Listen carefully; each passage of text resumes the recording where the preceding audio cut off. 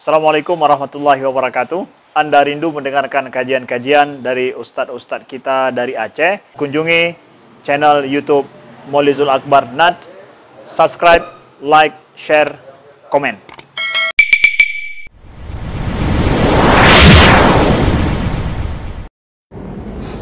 Assalamualaikum warahmatullahi wabarakatuh.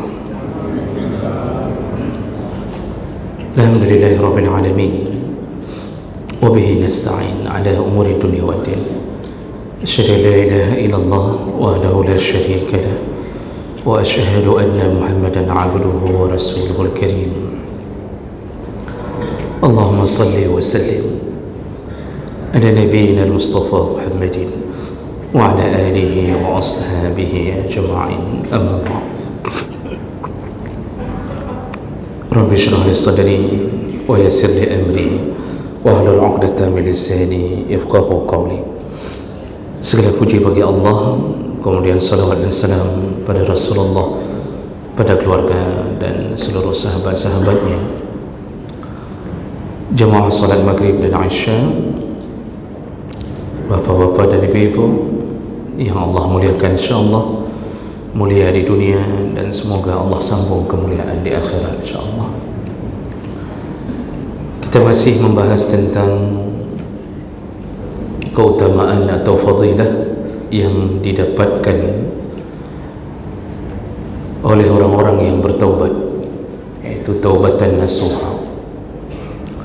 Di pertemuan kita yang lalu, berdasarkan ayat Allah Subhanahu wa ta'ala telah menyatakan bahawa orang-orang yang bertaubat maka Allah akan curahkan keberkahan baik dari langit maupun dari bumi dengan berbagai keberkahan hidup. Allah akan turunkan hujan untuk menyuburkan tanaman dan kebunnya, artinya Allah pelihara rezekinya. Kemudian Allah Subhanahu wa ta'ala hilangkan ketakutan hidupnya, jadi tidak ada lagi kekeringan. Lalu bahkan orang-orang yang bertaubat dan beristighfar di atas taubatnya, mereka akan mendapatkan anak. Bagi yang belum diberi anak oleh Allah, maka ini salah satu kunci untuk mendapatkan rahmat dengan diberikan anak, yaitu memperbanyak istighfar di dalam taubat. Dan perlu kita ingat kembali bahawa istighfar tanpa taubat tidaklah bermanfaat apapun. Jadi kalau setiap hari kita ucapkan astaghfirullah tapi kemudian tidak pernah ingin bertaubat atau kembali kepada Allah dari semua maksiat, maka istighfar itu tidak berguna. Dan itu selayaknya seperti perkataan dusta. Karena istighfar itu lambang kita memohon ampun lalu tidak mengulangi. Ada sedikit yang tersisa dari judul yang lalu, yaitu tentang curahan nikmat dan keberkahan dari Allah. Dalam surat Hud juga Allah sebutkan dalam surat Hud dalam di ayat ketiga, kata Allah, wa anistaghfiru rabbakum summa tubu ilaihi yumatti'akum mata'an hasana ila ajalin musamma.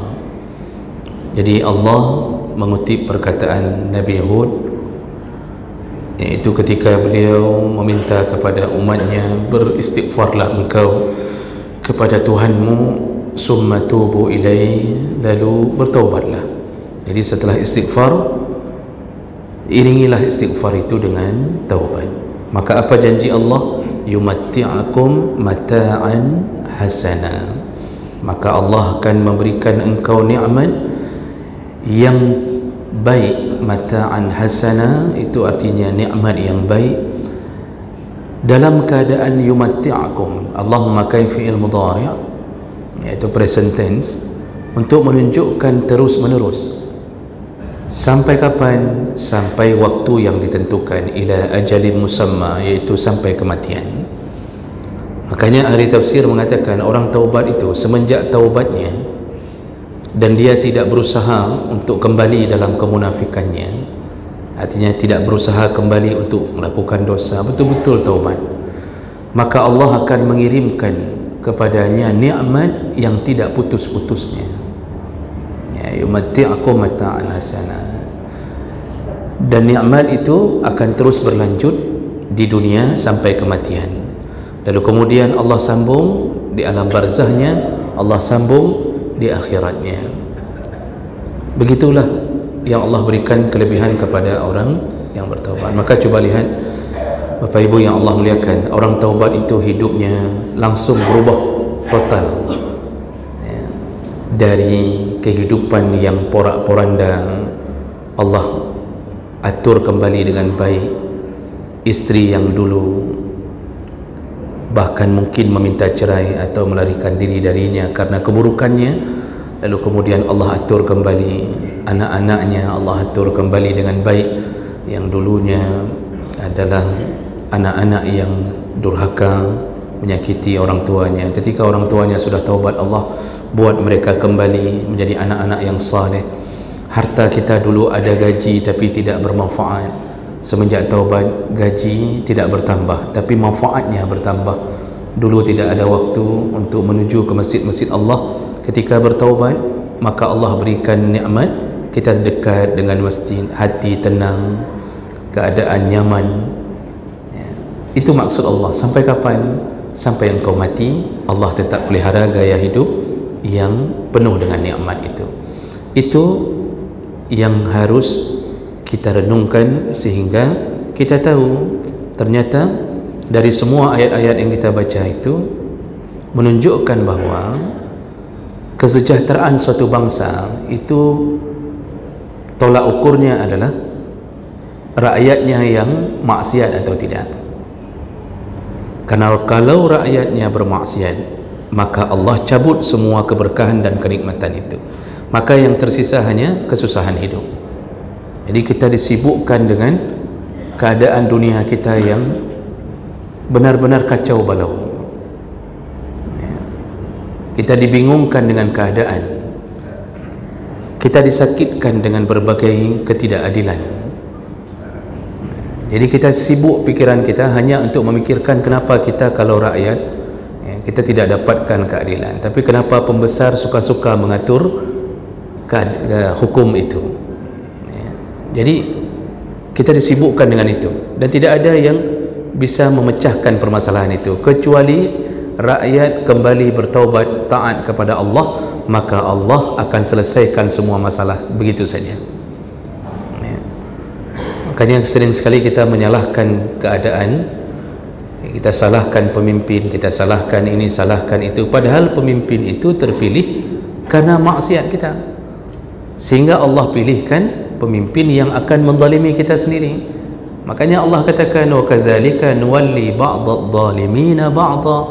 Salah satu bentuk azab kepadamu adalah engkau dipilihkan Allah pemimpin yang zalim, lalu akan menzalimi dirimu sendiri. Kenapa? Karena engkau menzalimi dirimu sendiri dengan bermaksiat kepada aku.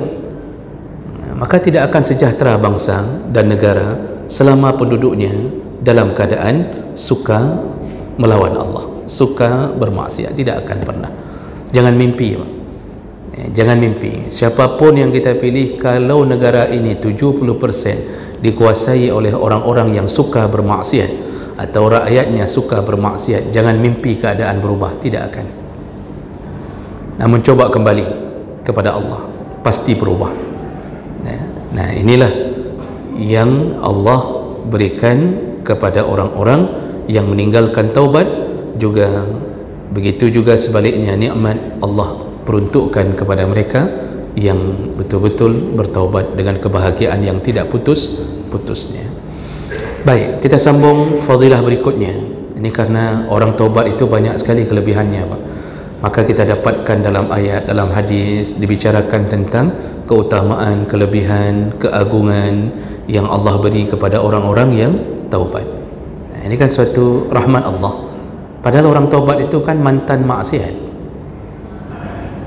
Seharusnya kan ada secuil yang disisakan Allah dari kemarahannya karena pernah melawan Allah. Logikanya begitu kan, orang yang pernah menyakiti perasaan kita, kita akan maafkan, tapi tidak bisa kita hilangkan memori pahit yang pernah kita alami bersamanya. Tidak bisa.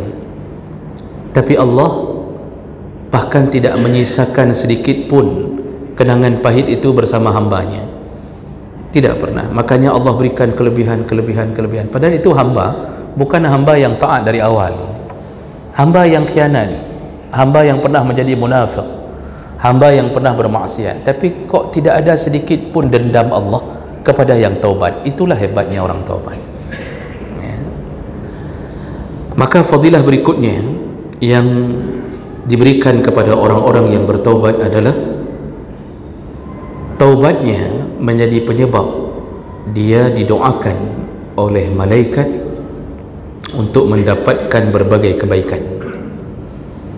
Jadi taubat itu menjadi salah satu penyebab dia akan didoakan oleh malaikat-malaikat Allah dengan berbagai kebaikan. Dan ini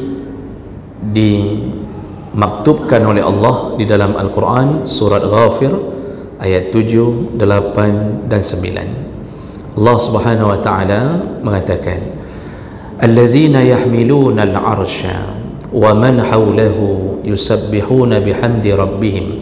Allah memulai kalimat dengan, yaitu para malaikat yang memegang atau yang membawa atau yang memikul arasy, alladzina yahmiluna al-arsha, dan wa man hawlah, dan malaikat-malaikat yang berada di sekitarannya. Artinya mereka ini satu tim yang diberikan tugas oleh Allah memikul arasy. Yusabbihuna bihamdi rabbihim, itu malaikat-malaikat itu yang senantiasa bertasbih memuji-muji Tuhan mereka, itu Allah Subhanahu wa taala. Wa yu'minuna bihi, dan mereka beriman kepada Allah Subhanahu wa taala. Jadi pertama sekali Allah ingin kasih tahu dulu tentang malaikat yang mendoakan orang-orang yang bertobat. Itu adalah malaikat pemikul arasy. Bapak Ibu yang Allah muliakan, malaikat pemikul arasy ini itu adalah malaikat-malaikat yang paling kuat, dan mereka termasuk malaikat-malaikat yang paling utama. Kita tahu bahawa malaikat ini tidak berkhianat, tidak bermaksiat. La ya'sunallaha ma amarahum wa yaf'aluna ma yu'marun. Mereka tidak pernah bermaksiat kepada Allah, mereka tidak pernah melakukan apa yang dilarang Allah, dan mereka tidak pernah lelah, tidak diberikan rasa lelah oleh Allah. Makanya dalam surah Al-Anbiya Allah sebutkan, yusabbihuna al-laila wan-nahar la yafturun. Malaikat-malaikat itu bertasbih setiap siang dan malam, la yafturun, tidak pernah lelah-lelahnya.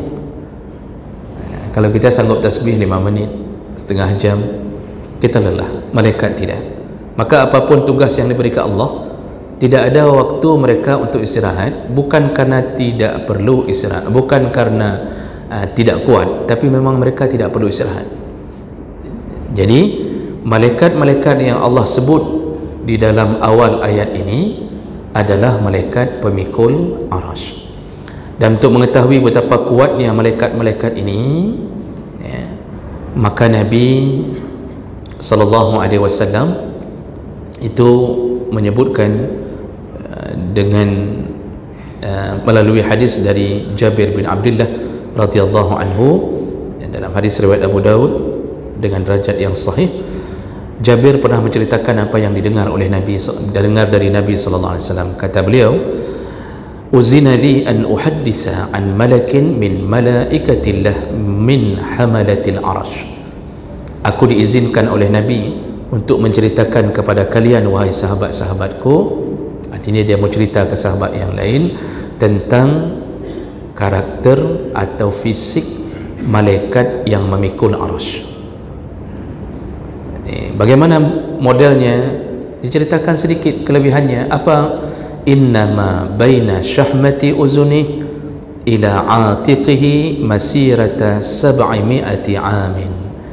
Malaikat itu besarnya, kata Jabir, dan tentu dia mengabarkannya dari Rasulullah, malaikat itu besarnya yaitu antara daging telinganya dengan atiq, dengan pundaknya, itu lebarnya sejarak 700 tahun perjalanan.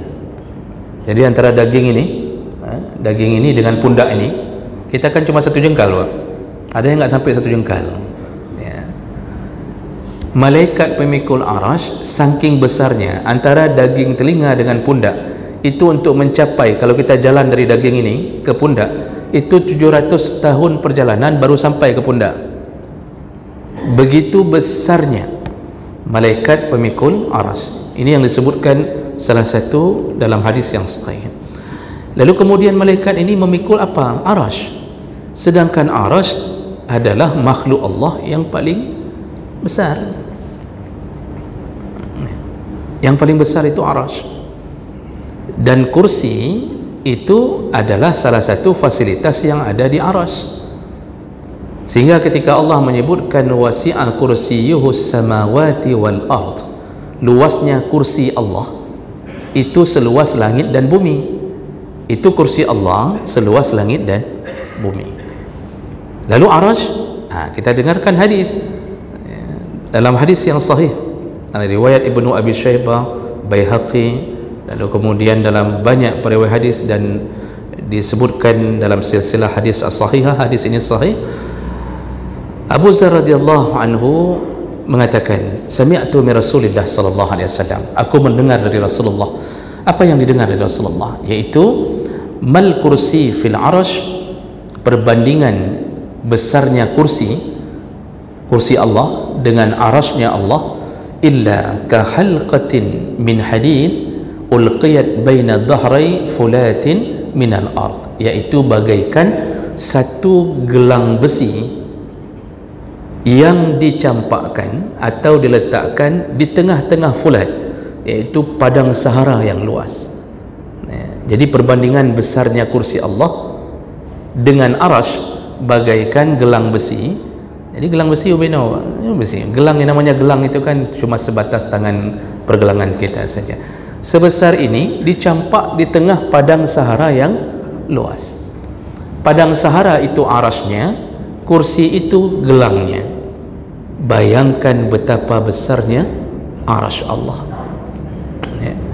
Dan malaikat-malaikat itu ditugaskan Allah memikul arash. Ada para ulama yang menyatakan bahawa itu ibarat, arash itu ibarat ranjang, sedangkan kursi ini kursi itu ibaratnya tempat meletakkan kaki Allah. Dan jangan bayangkan kaki itu seperti kaki makhluk, laisa kamitslihi syai', tidak ada yang bisa menyerupai Allah, dan Allah tidak serupa dengan makhluk. Jadi antaranya Ibnu Abil Al-A'is Al-Hanafi mengatakan bahawa arash itu bagaikan ranjang, sedangkan kursi tempat diletakkan kakinya Allah. Kira-kira begitulah ibaratnya. Dan arash itu, kata Ibnu Al-A'is, itu punya tiang-tiang yang dipikul oleh para malaikat. Nah, malaikat itulah yang kemudian itu berjaga-jaga, dan terus mereka berada di bawah arash untuk memikul arash. Apakah Allah tidak sanggup untuk membuat arash itu melayang tanpa harus dipikul? Itu tentu kita akan berfikir begitu. Sebenarnya Allah itu kalau menginginkan sesuatu itu tidak perlu malaikat. Innama iza arada syai'an ayaqula lahu kun. Allah kalau menginginkan sesuatu cukup dengan mengucapkan kun, hanya kun, fayakunu, maka jadilah dia. Jadi kalau Allah ingin menciptakan sesuatu, cuma kun saja. Allah bilang misal langit ini tidak ada tiang, tidak ada tiang, dan bergantung, tidak perlu tiang, mudah bagi Allah, kun, selesai. Maka arash pun Allah bisa buat begitu. Lalu untuk apa Allah ciptakan malaikat? Sebenarnya hanya Allah ingin menampakkan kekuasaannya. Bayangkan kalau jarak dari daging telinga ke pundak 700 tahun perjalanan, berarti bagaimana dari pundak ke pundak? Ya, bagaimana dari pundak ke pundak? Kita jalan kaki 700 tahun lagi kita baru sampai. Begitulah luasnya pundak malaikat dari telinga ke pundak. Dan arasy itu berat. Makanya salah satu puji-pujian yang Allah suruh dalam hadis riwayat Muslim, itu Nabi sampai mengajarkan kalimat subhanallah wa bihamdi wa adada khalqi wa ridha nafsi wa zinata arsyih wa midada kalimati. Nabi menyebutkan maha suci Allah, sebanyak-banyaknya pujian, sejumlah makhluknya yang ada, lalu sejumlah keridhaannya, lalu kemudian wazinata arsy, dan seberat arasnya. Jadi kita kalau salah satu cara memuji Allah, melakukan jam'ul jawami', mengumpulkan semua kebesaran untuk mewakili puji-pujian kita. Kita nggak sanggup, Pak, makhluk kita ini lemah, kita ini nggak sanggup mulut kita memuji Allah 24 jam, bahkan 1 jam pun tak sanggup. Maka Nabi mengajarkan cara puji Allah agar pahalanya berkali lipat di luar perkiraan kita, bahkan itu dengan mentamsilkan, membandingkan atau mengibaratkan tasbih itu sejumlah apa yang paling berat, paling luas ya. Maka salah satu caranya adalah ucapkan tasbih dengan memakai tamsilan, ya Allah aku bertasbih kepadamu, memujimu seberat arasmu ya Allah, seberat arasmu. Jadi kalau sudah ditamsilkan aras oleh Nabi, aras itu paling berat. Jadi kita ingin mengatakan seberat itulah aku ingin memujimu, cuma aku tak mampu ya Allah untuk mengulang-ulang kalimat itu. Jadi ini menunjukkan apa? Aras itu berat, dan inilah yang dipegang oleh malaikat-malaikat Allah. Berapa jumlah mereka? Di dalam surat Al-Haqqah disebutkan, Al-Haqqah ayat 17, wal malaku ala arja'iha, yaitu malaikat-malaikat yang berada di penjuru-penjuru langit. Wa yahmilu 'arsy rabbika fawqahum yawma idzin samaniya. Jadi yang berada di penjuru-penjuru langit, di antara mereka ada yang memikul arasy, jumlahnya 8. Jadi 8 apa? Itu yang tidak disebutkan oleh Allah. Maka ahli tafsir mengatakan bisa jadi maksud Allah 8 malaikat, 80, 800, 8.000, 8 juta, 8 miliar, 8 triliun. Wallahu a'lam. Tidak ada yang tahu ya, karena yang menjaga neraka Allah sebutkan 9. Apakah cuma 9 orang? Tidak. 9 malaikat? Tidak. Para ahli tafsir menyebutkan Allah sengaja memberi ibarat yang tidak diperjelas supaya orang-orang sadar takjub terhadap kekuasaan Allah. Maka bisa jadi 8 triliun malaikat penjaga arasy, pemikul arasy. Wallahu a'lam bishawab. Nanti kita tahu setelah kita masuk surga. Kalau di neraka kita nggak tahu, karena penduduk neraka nggak boleh melihat kenikmatan sedikit pun. Neraka itu alaihim mu'sadah, ditutup. Jadi jangan fikir neraka itu kita berada di dalamnya, mata kita bisa melihat keindahan di atas. tidak. Neraka itu mu'sad, ditutup. Jadi kita ditutup dalam satu jahannam yang besar.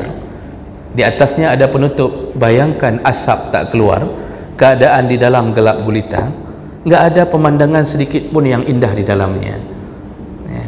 Itu penduduk neraka. Maka jangan bercita-cita untuk masuk ke neraka, dan jangan coba-coba melawan Allah walaupun sekecil apapun dosa yang kita ulang-ulang. Hari ini orang begitu berani melawan Allah, lalu mengira neraka itu tidak ada apa-apanya, padahal Nabi mengatakan 70 kali lipat api neraka lebih panas dibandingkan api dunia. 70 kali lipat. Bapak Ibu, kita di dunia jangankan membakar kulit kita dengan api, kita makan bakwan yang baru dimasak saja, bakwan Pak, risolah temannya bakwan, baru dimasak, diambil dari penggorengan, Coba langsung masukkan ke mulut, itu saja mak, kita sudah keluar masuk tu risol. Kita embus lagi, sudah terbakar lidah, lalu kemudian termuntahkan. Itu baru bakwan risol yang panas. Ini sok-sok keren, ya, mencoba-coba untuk melawan Allah masuk neraka dengan bakwan saja. Lalu orang enggak mikir. Makanya kesombongan hari ini merajalela, merasa bahwa neraka tak ada. Jadi ketika menghancurkan hidup orang, menipu orang, dia enggak mikir ini efeknya neraka. Maka Bapak Ibu yang Allah muliakan, apa yang mau dikasih tahu di sini di awal, bahwa Allah ingin mengatakan yang mendoakanmu wahai orang yang bertobat, itu bukan malaikat biasa, tapi malaikat yahmilunal arsh, malaikat pemikul arsh. Jadi mereka sambil pikul arsh itu, mulutnya tak berhenti-berhenti memuliakan, mendoakan orang-orang yang taubat. Bayangkan Pak, ya. Jadi ini yang Allah sebut, ya, di dalam kalimat pertama dari ayatnya, ya, yang kita bacakan tadi. Nah kemudian apa yang mereka minta kepada Allah? Jadi mereka ini bertasbih terus. Apa yang mereka minta? Yang pertama, jadi ada 5 permintaan mereka, ada 5 doa mereka untuk orang yang bertaubat. Sampai 5 permintaan Pak, 5 doa mereka memohon untuk ke orang yang bertaubat, ya. Yang pertama, wa yastaghfiruna lilladzina amanu rabbana wasi'ta kulla syai'in rahmatan wa ilma faghfir lilladzina tabu, ya. Jadi Allah menyebutkan malaikat itu memohon ampun.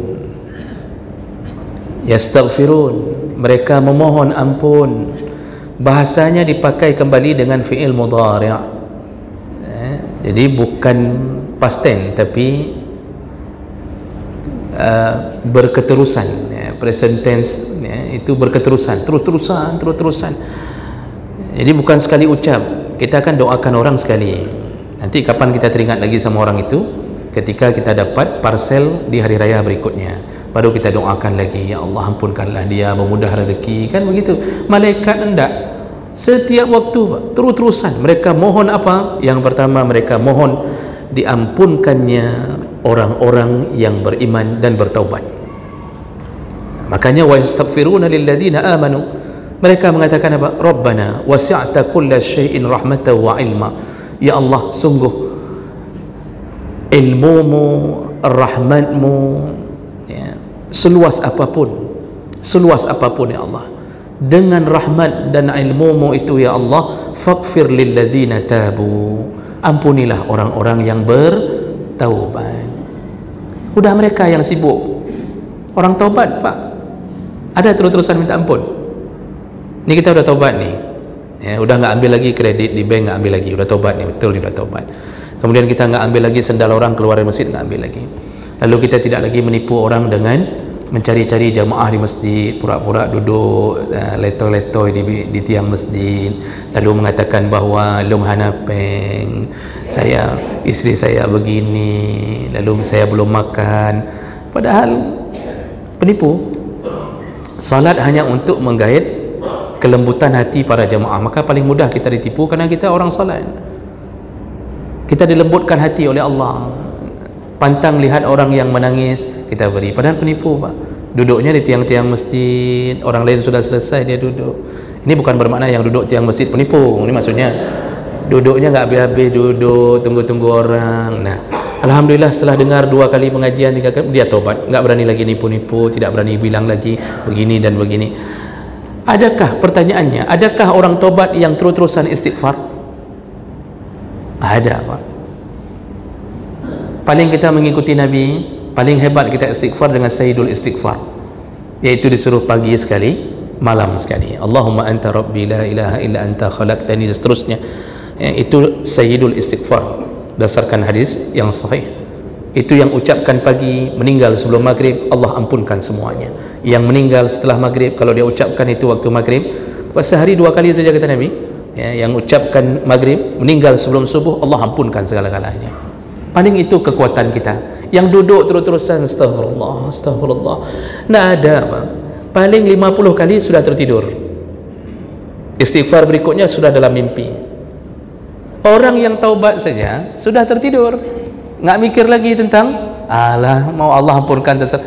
Malaikat begitu tahu orang ini taubat, pemikul-pemikul arasy ini yastaghfirun, lalu mengatakan faghfir lil ladzina tabu, ya Allah ampunkanlah orang yang taubat, ya Allah ampunkanlah, terus-terusan. Sedangkan doa malaikat terijabah. Itu doa makhluk Allah yang tidak pernah berbuat dosa, sedangkan kita dihalangi ijabah kita dengan berbagai perkara, ya, bisa jadi kedurhakaan pada orang tua, tak terima doa, ya, bisa jadi dalam tubuh kita ada harta haram, nggak diterima, permintaan nggak diterima, ya.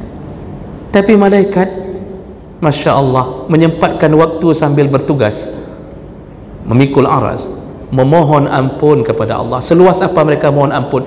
Ya Allah, seluas rahmatmu, seluas ilmumu, ampunkanlah orang-orang yang bertaubat. Ini kelebihan. Makanya orang taubat itu Pak, tidurnya didoakan malaikat.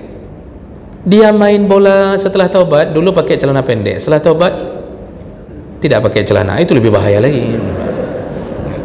Setelah taubat dia mulai pakai celana training panjang, kadang-kadang dia main dengan kain sarung. Dulu mainnya Masya Allah sikit-sikit celana pendek, dayung sepeda dari Laut Semawe ke Laut Semawe, ya, situ aja maksudnya, celana pendek, seakan-akan ini adalah pekerjaan yang dibolehkan. Tapi setelah dia tahu, dia tidak lagi lakukan.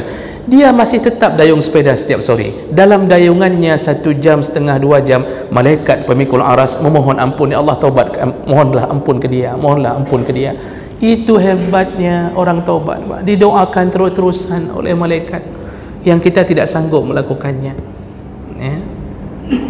Ini baru 1 dari 5 permintaan, ya. Dan waktu tinggal 4 menit lagi, ya. Itu baru 1 yang Allah sebutkan permintaan malaikat untuk orang taubat, ya. Dan ini hal gaib. Kita tidak bisa mempercayai hal gaib kecuali dikabarkan oleh yang maha benar, yaitu Allah Subhanahu Wa Taala, atau perwakilannya di dunia, itu para nabi. Jadi kita nggak bisa percaya dongengan yang gaib tanpa mengutip kalimat dari yang maha benar, yaitu Allah, atau perkataan dari Nabi Sallallahu Alaihi Wasallam. Makanya kalau ada ceramah-ceramah banyak dongeng yang gaibnya, ya, tapi tidak bisa menampakkan mana sandarannya, maka orang itu adalah pendusta, apalagi membawa nama Nabi padahal nggak benar. Saya mungkin pernah cerita sama Bapak, ada satu tempat pengajian Pak, itu mengatakan apa? Hari kiamat itu Kaabah naik ke langit, lalu berpeganganlah orang-orang mukmin di kain Kaabah. Jadi semua kita bergelantungan, ya, bergelantungan di bawah kain Kaabah, terangkat ke langit. Jadi di waktu pengajian itu ada salah satu jamaah nanya, mohon maaf, ya, itu yang tadi dicerita tentang orang berpegangan pada kain Kaabah nanti semua terbang ke langit selamat waktu kiamat, itu boleh tahu nggak hadisnya atau ayatnya? Apa jawabannya Pak? Ini saya cerita, yang cerita ini jamaah ikut pengajian itu. Jawabannya, kalau mau tahu, ngaji kat saya 20 tahun kata dia. Menyo kena depanya kabut lagi elong 20 tahun. 20 tahun aja nggak tahu dalilnya. Itu cerita dongeng yang dibangun. Bicara gaib itu baru bisa dipercaya ketika menyandarkan diri pada Allah Subhanahu Wa Taala. Makanya Allah mengatakan waman ahsanu minallahi qila, ada yang lebih baik perkataan dari Allah? Ya, ada? Nggak ada. Kita bisa berbohong Pak, tapi Allah tidak pernah berbohong. Makanya ini kelebihan pertama, bahwa malaikat memohon-mohon kepada Allah untuk mengampunkan orang-orang yang bertaubat, lalu ditutup dengan kalimat, ini baru 1, nanti 4 lagi kita sambung Pak. Lalu malaikat menambahkan kalimat wattaba'u sabilaka, juga ampunkan ya Allah orang-orang yang setelah taubat beriman, setelah taubat dia mengikuti jalanmu ya Allah, wattaba'u sabilaka, ya. Jadi ini permintaan pertama, juga termasuk orang-orang yang mengikuti jalan-jalan Allah. Jalan mana jalan Allah? Siratal mustaqim, jalan yang lurus. Siapa itu? Siratal ladzina an'amta alaihim, yaitu jalan yang engkau ridai dengan berbagai nikmat-Mu ya Allah. Dan apa jalan itu? Minan nabiyyin, jalannya para nabi, wasyuhada wassalihin. Jadi inilah orang yang akan dimuliakan Allah di hari kiamat nanti, ya, yaitu orang-orang yang bertaubat. InsyaAllah kita sambung, ada 4 permintaan lagi dari malaikat di minggu depan, insyaAllah kita akan mengetahuinya. Subhanakallahumma bihamdik, asyhadu an la ilaha illa anta, astaghfiruka wa atubu ilaik. Wassalamualaikum warahmatullahi wabarakatuh.